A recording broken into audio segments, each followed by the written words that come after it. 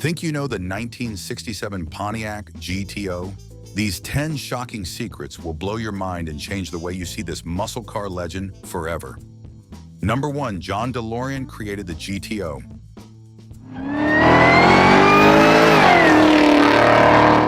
Long before the shiny silver car from Back to the Future came zooming onto movie screens, there was another car that changed everything: the Pontiac GTO.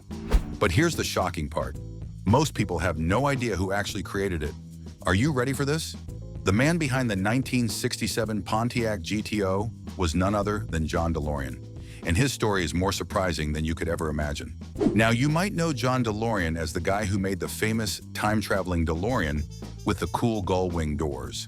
But what many people do not know is that he first made history at General Motors, the biggest car company in America. Before he ever dreamed of starting his own car company, he was shaking things up at Pontiac, a part of General Motors that wasn't doing too great at the time. John was not your average suit and tie kind of boss. No way. He was tall, handsome, and a total rebel. He wore flashy watches, dated movie stars, and didn't like following boring office rules. He had wild ideas about cars, and one of those ideas turned into the amazing Pontiac GTO. Here's how it happened. One Saturday, John Delorean and two of his car buddies, Russ G. and Bill Collins, were at a test track called the Milford Proving Grounds. They weren't there to race, they were there to dream. As they looked over a plain 1964 Le Mans model, Bill joked, "What if we stuck a huge 389 cubic inch V8 engine in here?" John's eyes lit up. He wasn't just dreaming, he was planning. That one tiny idea would grow into something huge. That idea would become the Pontiac GTO. But here comes the sneaky part. General Motors had a rule. Cars like the Le Mans weren't allowed to have big, powerful engines. The rule said, no engines over 330 cubic inches for small cars. That should have stopped Delorean in his tracks, but it didn't. Instead of making a brand new model, Delorean and his team tricked the rule by turning the GTO into an option package for the Le Mans. That meant if you ordered a Le Mans, you could secretly get it with that big, strong engine. No rule breaking needed. It was like hiding a superhero under a regular person's clothes. On the outside, it looked like a normal car. But inside, it was a roaring beast. And guess what? The car world went wild. Pontiac thought maybe they could sell 5,000 GTOs. But when people found out about this muscle-packed machine, they wanted one immediately. By the end of the year, Pontiac had sold over 32,000 GTOs. That's more than 6 times what they expected. The bosses at General Motors were shocked. How did this sneaky idea turn into the most exciting car of the year? All eyes turned to John Delorean, the rule breaker who pulled off the impossible. By the time the 1967 GTO came out, it was already a superstar. It had a new curvy design, optional hidden headlights, and even more power under the hood. But none of it would have happened without Delorean's bold idea back at that test track. And here's one more jaw-dropper. Delorean was only 40 years old when he became the youngest division head at General Motors. He had built the most legendary muscle car of the decade, all by thinking outside the box and breaking a few rules along the way. Number 2, the GTO's 400 cubic inch engine came in several variants. Here's a wild secret you've probably never heard before. The engine used in every single 1967 GTO was a 400 cubic inch V8. That's a pretty big engine, especially for a car from the 1960s. But what most people don't know is that this single engine came in 3 secret flavors, each one stronger and more exciting than the last. Let's start with the base model, also called the economy version. It had a 2-barrel carburetor, which is like a smaller straw for the engine to breathe through. It made 255 horsepower, which was still strong for the time, but it wasn't built for speed. It could go from 0 to 60 miles per hour in 8.1 seconds, and it gave you just over 10 miles per gallon. Not great on gas, but decent enough for drivers who wanted a GTO without going full-speed monster mode. But then came the standard setup, and that's where things got more exciting. This version had a 4-barrel carburetor, giving the engine more air and fuel to make a louder, faster roar. It boosted power to 335 horsepower and cut down the 0 to 60 time to just 5.7 seconds. That's faster than many sports cars of the time. However, the fuel economy dropped below 10 miles per gallon, which meant this GTO liked to drink gas fast. Still not wild enough? Well, the high-output version, known as the HO package, was the top dog. This engine looked almost the same on the outside, but inside it was full of upgrades. It had special timing and tuning tweaks, a hot cam, a high-flow air cleaner, and a stronger exhaust system. All those changes helped it crank out a massive 360 horsepower. That's 105 more than the base model. But with great power came even greater thirst. It got even fewer miles per gallon than the other versions. Still, for true speed lovers, it was totally worth it. Now here's where it gets even more shocking. Out of over 82,000 Pontiac GTOs made in 1967, fewer than 14,000 came with the high-output package.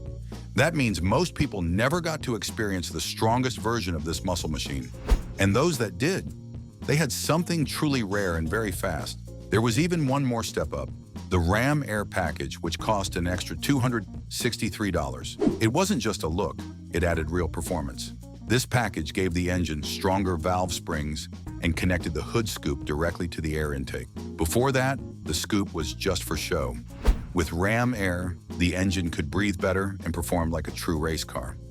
Even though all the 1967 GTOs had the same size engine, what you got really depended on which version you picked. 3 choices. 3 very different personalities: a calm cruiser, a powerful performer, or a street racer ready to roar. This hidden engine secret shows just how clever Pontiac was in giving buyers the power to choose how wild they wanted their ride to be. Number 3, the 1967 GTO was faster than a Mustang GT 500.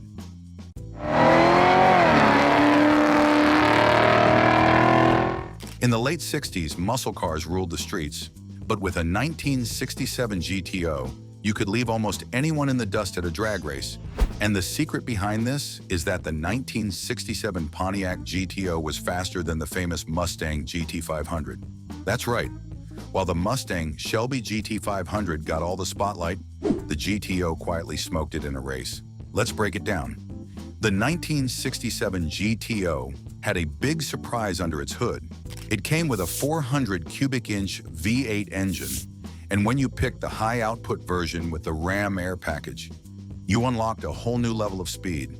This engine made 360 horsepower, and some experts say it was actually more powerful than what was written on paper. The Ram Air system opened up the GTO's hood scoops and fed cool air straight into the engine. That gave the engine more oxygen, which made the fuel burn better and faster. And it didn't stop there. The GTO also offered manual transmissions with Hurst shifters. These were special shifters that made gear changes quicker and smoother. There were 3-speed and 4-speed manuals, and even the automatic was upgraded to a turbo hydromatic 3-speed. If you picked a manual GTO with the right setup, like the 4.3 to 1 axle ratio, you had a true rocket on wheels. Motor Trend magazine clocked the GTO going from 0 to 60 miles per hour in 4.9 seconds. That was faster than most cars on the road, even sports cars. Now let's look at the Mustang Shelby GT 500. The GT 500 came with a 428 cubic inch V8 engine, which sounds huge, and it was. But here's the truth. The version most people got came with an automatic transmission, not a manual. This made it easier to drive, but also slower. Even the magazine testers at the time noticed that the automatic didn't shift fast enough to get the full power out of the engine. Also, the GT 500 didn't come with a Ram Air system in 1967, which meant the engine couldn't breathe as freely as the GTOs. When Motor Trend tested the GT 500, it went from 0 to 60 miles per hour in 6.5 seconds, and it took 15 seconds to finish the quarter mile. That's slower than the GTO's 4.9 seconds to 60 in 13.4 seconds for the quarter mile in the automatic version. In short, the GTO beat it in both sprints. But why did the GTO win if the Mustang had a bigger engine? It all comes down to setup. The GTO had better airflow, thanks to Ram Air. It had quicker gear shifts, thanks to Hurst shifters, as I mentioned earlier. It had tighter gear ratios, which helped it launch off the line like a bullet. Plus, the engine was tuned for real speed, not just big numbers. Meanwhile, the GT 500, while cool and powerful, was made to be a more comfortable and smoother ride. It had power steering, power brakes, and even air conditioning, which made it heavier. The brakes were touchy, and the automatic transmission didn't let the driver push the engine to its limits. It was more about looking tough than tearing up the track. Even Shelby's team said the engine felt tight and didn't like going over 5,000 revolutions per minute, even though the red line was 6,000. That means it couldn't breathe well at high speeds. So while the GT 500 looked mean and had a famous name, it just couldn't outrun the GTO in a straight line. There was also the matter of weight. The GT 500 was a heavy car for its time, close to 3,500 pounds, and it didn't have the traction or balance to handle its power in a race. The GTO, while not exactly light, was more balanced in its performance setup. So in 1967, the Pontiac GTO quietly beat the Mustang where it counted, on the road and at the track. Number 4, the 67 GTO is a pop culture icon.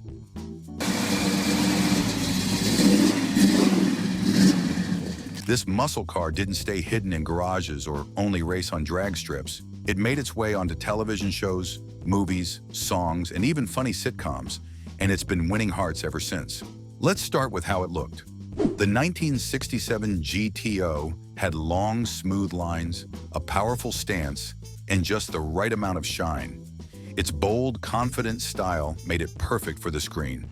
That's why it showed up on big-time shows like I Dream of Jeannie and the detective drama Mannix. These were some of the most popular TV shows of the late 1960s, and having the GTO on them made it stand out even more. But the car didn't stop there. Years later, it showed up in a surprising place, a funny sitcom about nothing. That's right, the GTO was featured in Seinfeld, one of the most famous TV shows of all time. In Season 8, Episode 4, the character George Costanza, who was usually anything but cool, got to drive a GTO. This moment was meant to be silly, but even then, the car looked tough and stylish. It was clear that the GTO had become a symbol that everyone recognized, even in the world of comedy. But movies and shows weren't the only places where the GTO made its mark. Back in the 1960s, songs about cars were all the rage. Teenagers loved fast cars and catchy tunes.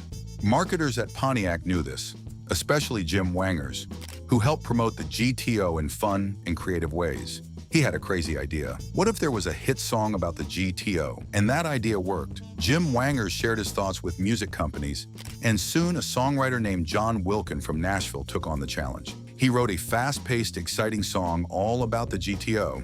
Wilkin then put together a group called Ronnie and the Daytonas and released the song called simply GTO.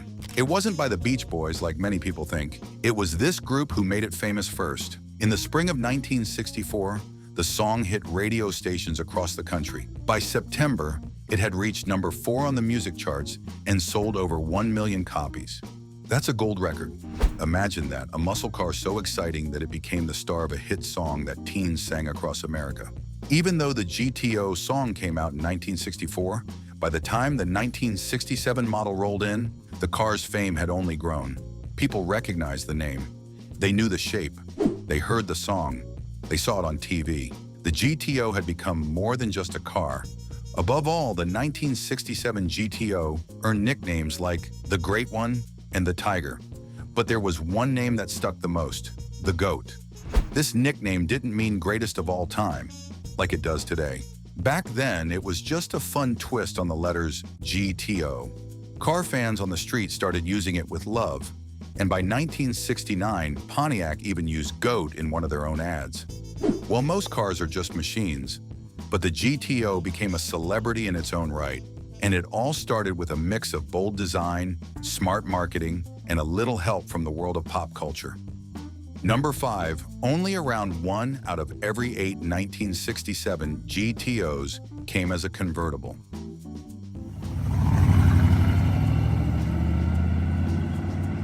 I assume, and when you think of cool old cars, you might picture a shiny red muscle car zooming down the street, roof down, hair flying in the wind.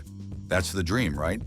Well, the 1967 Pontiac GTO made that dream real, but only for a lucky few.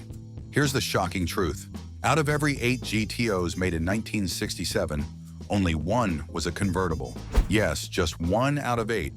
That means if you lined up 8 shiny GTOs from that year, 7 would have hard roofs, and only 1 would let the sunshine in. You might think the convertible was common, but it was actually very rare. That makes it super special today. Now let's go back in time to understand why. In 1967, Pontiac made just under 82,000 GTOs. That's a lot of cars. People loved the GTO. It looked like a rocket with wheels and sounded like one too. It came in different colors, had big engines, and made drivers feel powerful. But guess what? Out of all those cars, only about 9,500 had soft tops that folded down. Why? It's kind of funny when you hear the reason. Back in the 1960s, people cared a lot about their hair. Men and women spent time styling it just right, combed, curled, sprayed, and perfect. A convertible, with the wind rushing through the car, could ruin that perfect look in seconds. That's one reason many people picked the hardtop instead. They didn't want the wind messing with their hair. But that's not the only reason. Some people thought the hardtop looked tougher. It gave the car a more solid shape.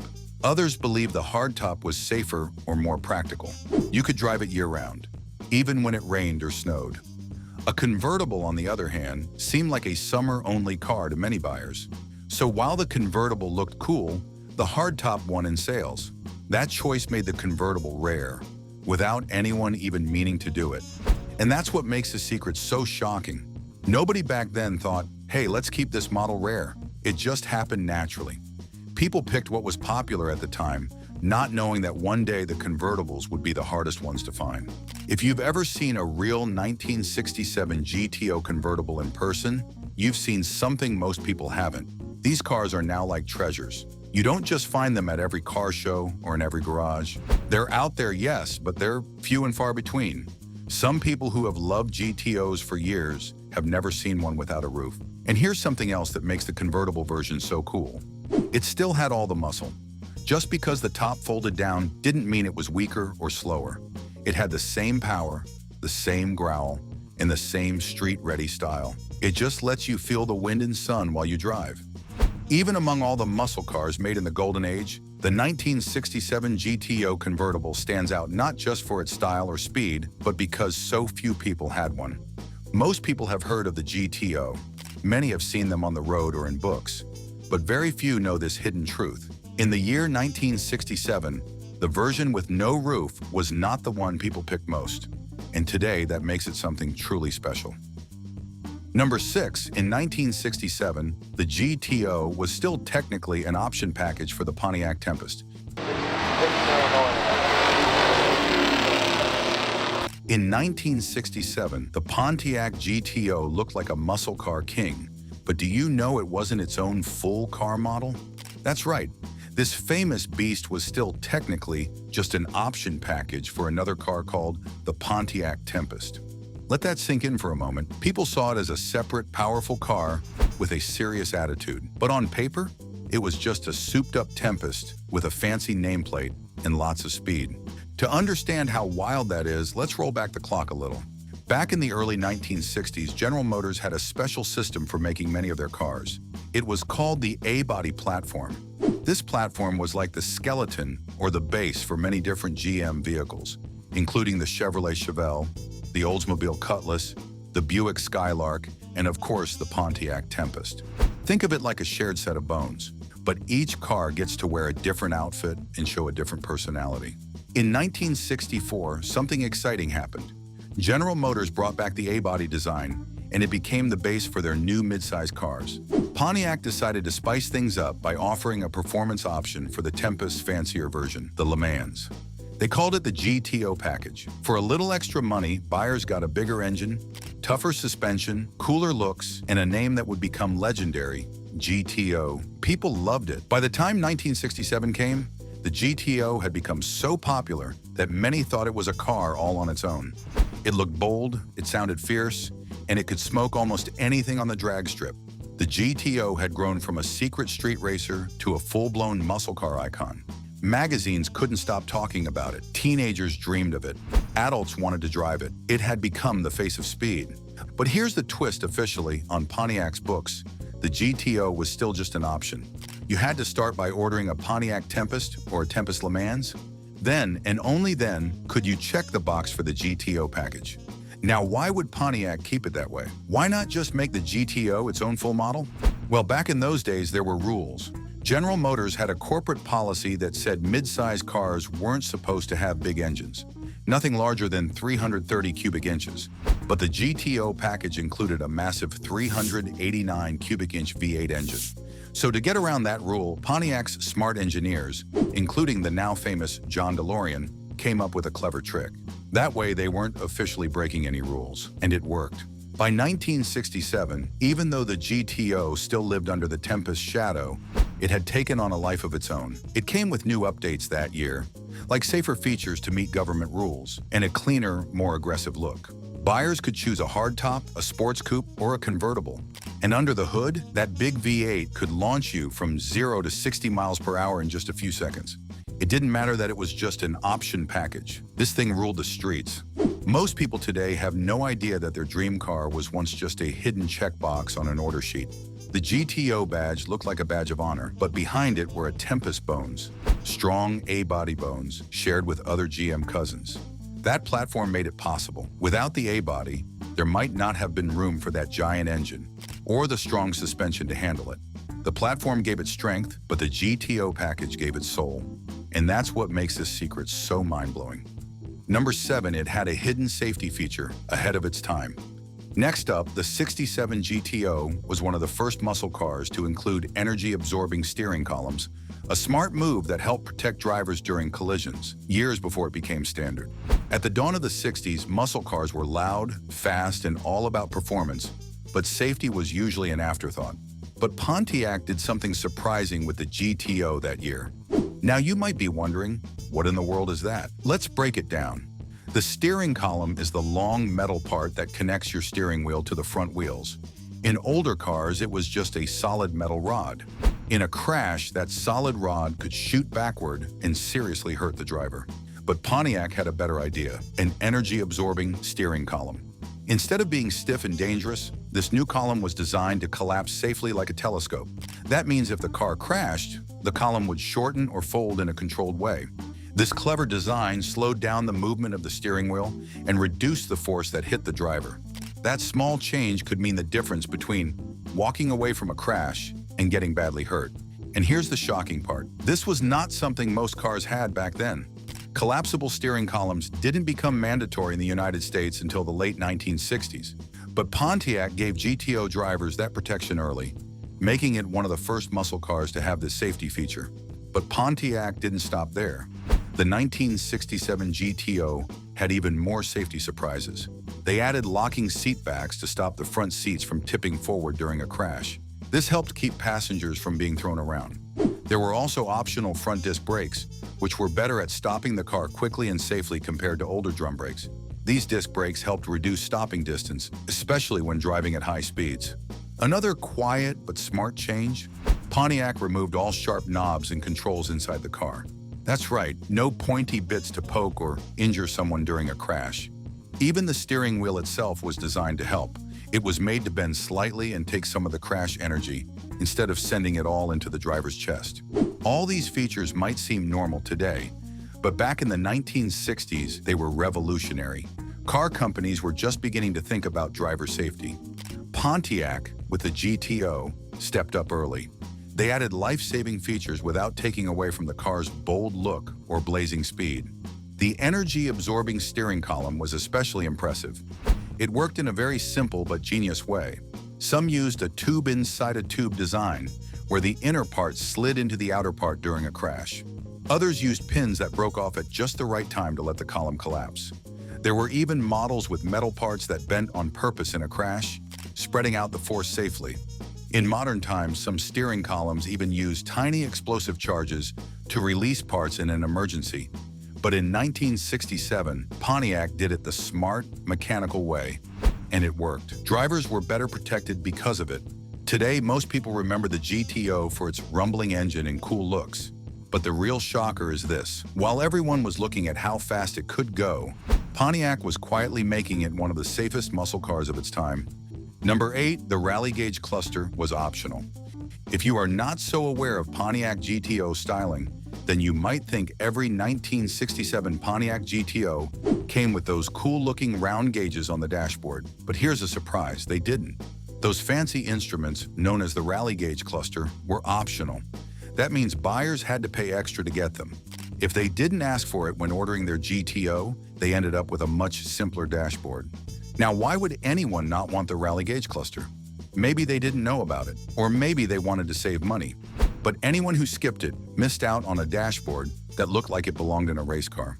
The rally gauge cluster wasn't just about looks, it had a purpose.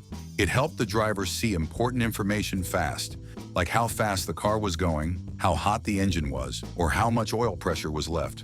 That was a big deal when you're driving a powerful machine like the GTO. This optional cluster came with 4 round gauges tucked under the dash pad. Inside those pods, drivers could find a speedometer that went up to 120 miles per hour, a tachometer that could show up to 8,000 revolutions per minute in temperature and oil pressure gauges.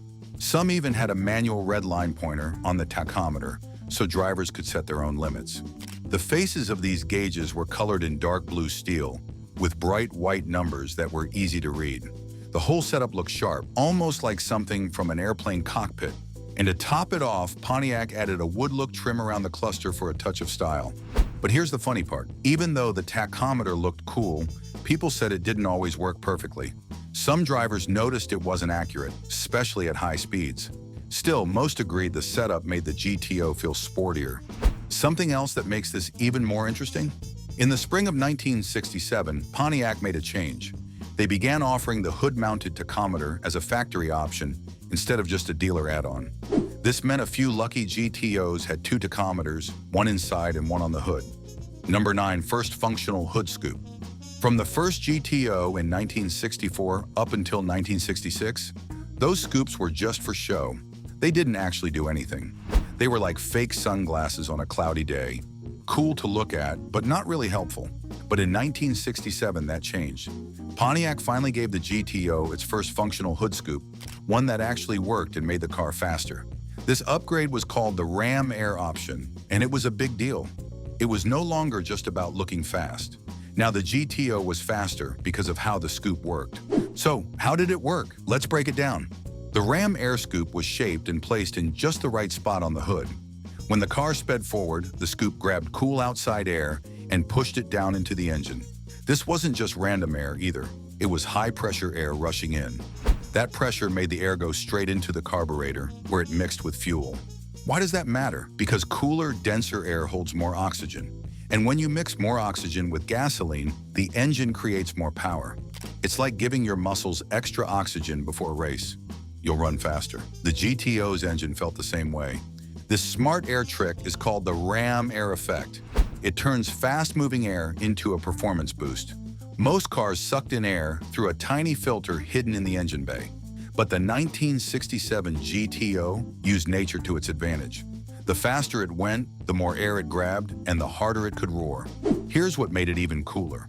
This was one of the first American muscle cars to offer a real working hood scoop from the factory. You didn't have to buy extra parts or do any garage tricks. If you checked the right box at the dealership, your GTO came ready with Ram Air power, straight from Pontiac. The scoop may have looked simple, but it was secretly a high-speed weapon. And that's what makes this one of the most jaw-dropping secrets about the 1967 GTO. Number 10, the styling stayed the same, but underneath everything changed. In the end, the 1967 Pontiac GTO looked almost the same as the year before.